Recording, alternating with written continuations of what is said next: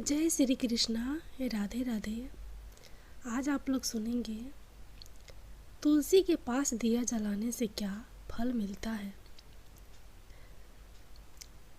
एक समय की बात है, देवी सत्यभामा भगवान श्री कृष्ण के पास आकर उनसे पूछने लगती है, हे स्वामी, मेरे मन में कुछ प्रश्न उठ रहे हैं, कृपया मेरे मार्गदर्शन करें। तब भगवान श्री कृष्ण बोले, हे सत्यभामा, क्या है तुम्हारा प्रश्न?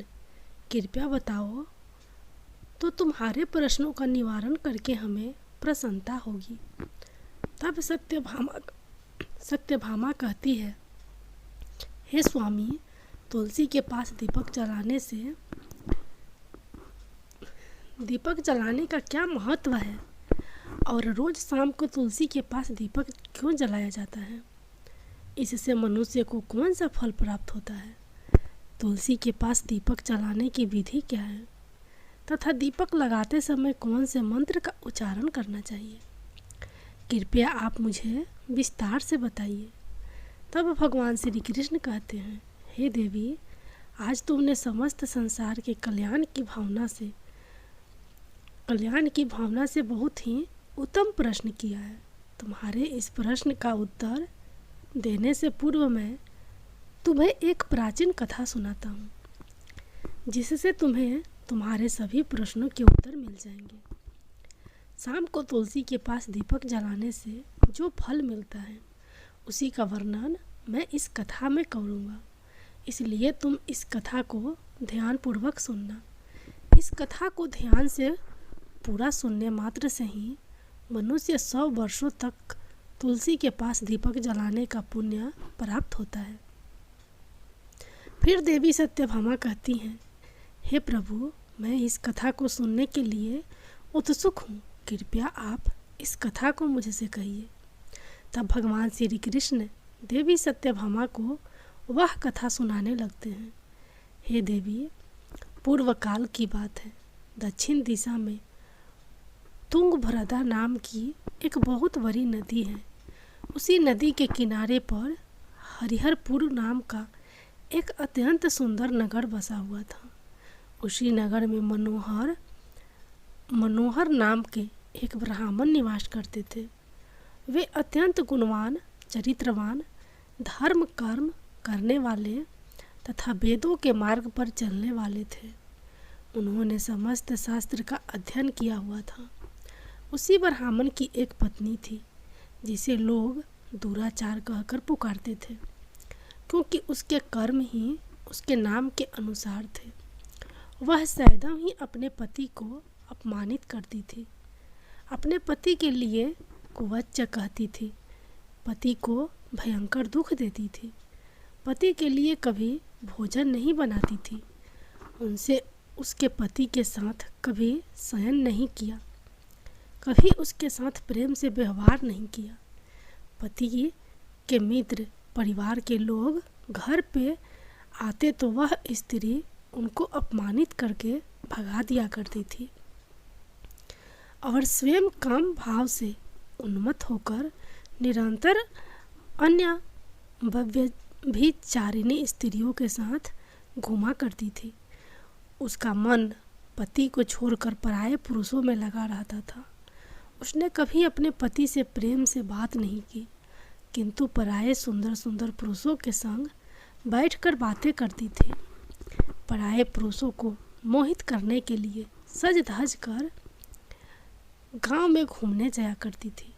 कभी वह मन में किसी वृक्ष के नीचे खड़ी रहकर सुंदर पुरुषों की राह देखने लगती और किसी दुष्ट पुरुष को मोहित करके उसके संग भोग विलास किया करती थी।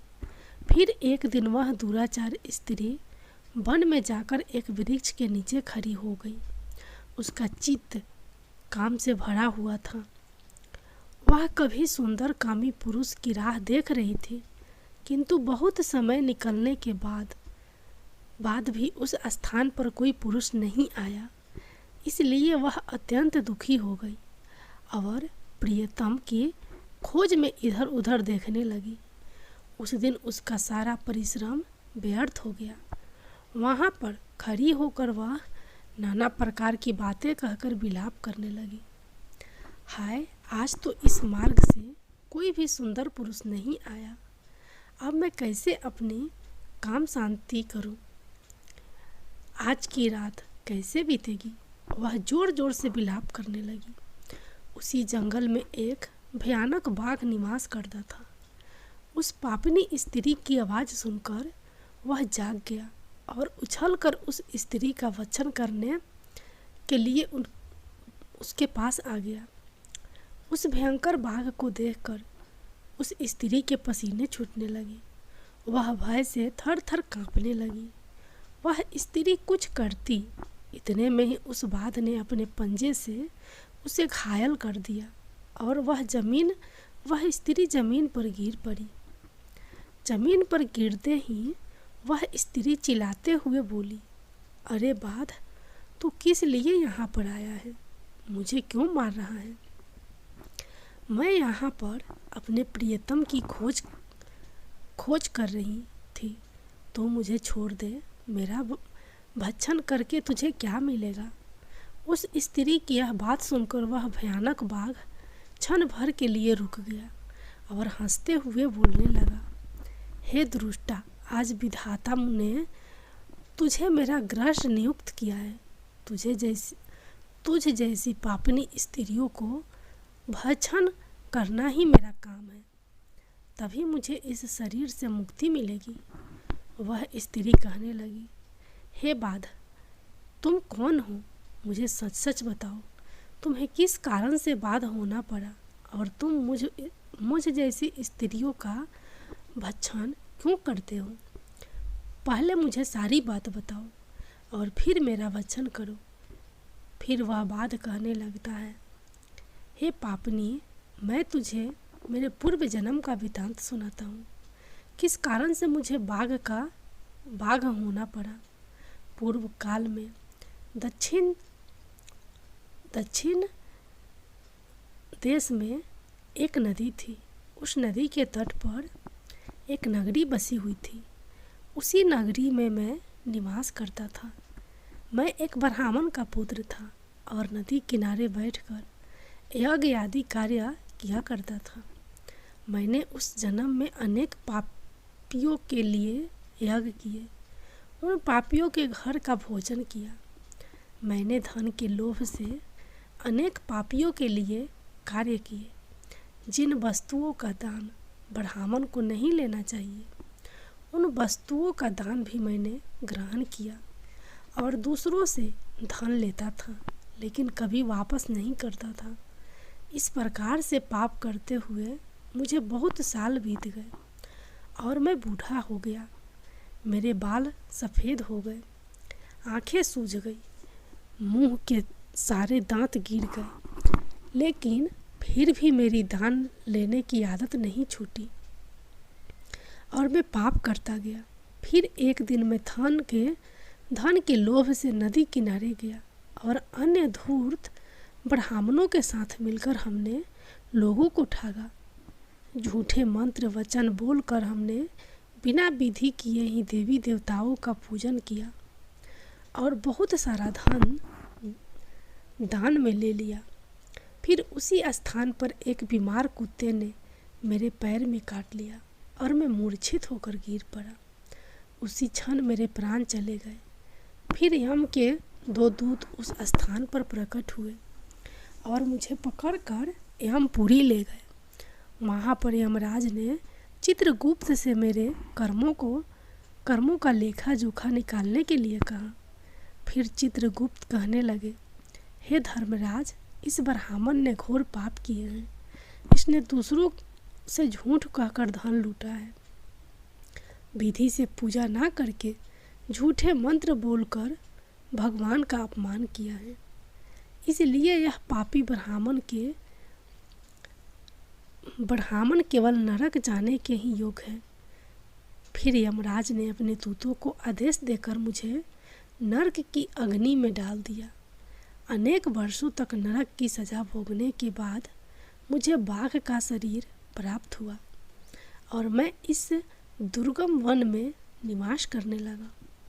मैं अपने पूर्व जन्म के को याद करके कभी महात्मा, साधु, पुरुष, सती स्त्रियों का भक्षण नहीं करता हूँ।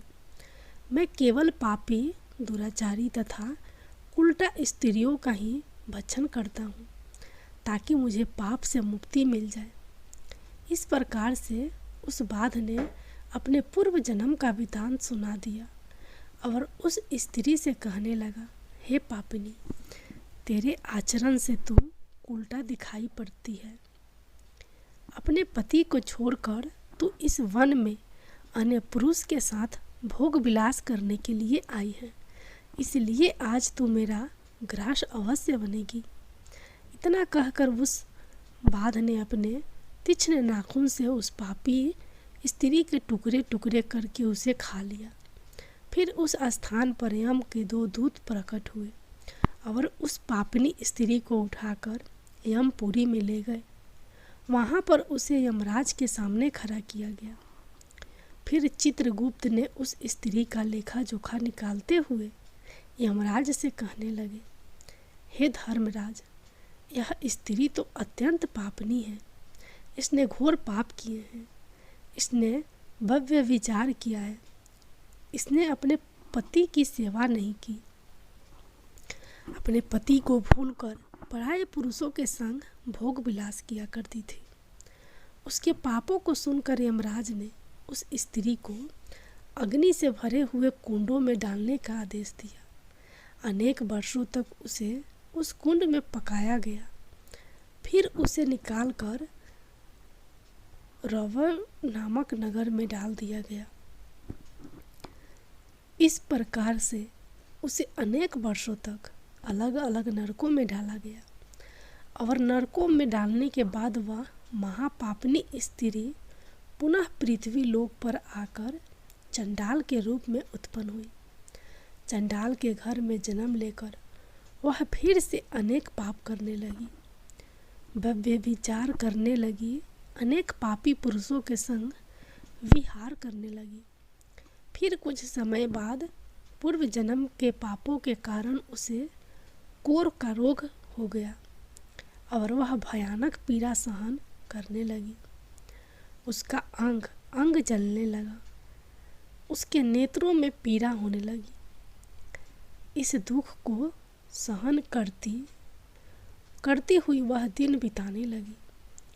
फिर एक दिन वह तीर्थ में स्नान करने के उद्देश्य से अंतपुर में चली गई। वहाँ पर एक आश्रम के बाहर निवास करने लगी। उस आश्रम में एक तुलसी का पौधा था। अन्य स्त्रियों को वहाँ पर तुलसी के पास दीपक जलाते हुए देखकर उस पापी स्त्री ने भी वही किया। उसने तुलसी के पौधे के पास एक दीपक जला दिया। फिर उसी रात हृदय फटने से उसकी मृत्यु हो गई और यमराज के 2 दूत उसे ले जाने के लिए वहाँ पर प्रकट हुए। जैसे ही यम के दूत उस पापी स्त्री को पास में बांध कर ले जाने लगे, भगवान विष्णु के 2 पार्षद उसे स्थान पर प्रकट हुए और उन्होंने उन दूतों को रोक लिया और कहने लगे, हे दूतों, इस स्त्री को तुम छोड़ दो। यह स्त्री नरक जाने के योग्य नहीं है। तुम किसके आदेश से यहाँ ऐसा अधर्म कर रहे हो? फिर यमदूत कहने लगे, हे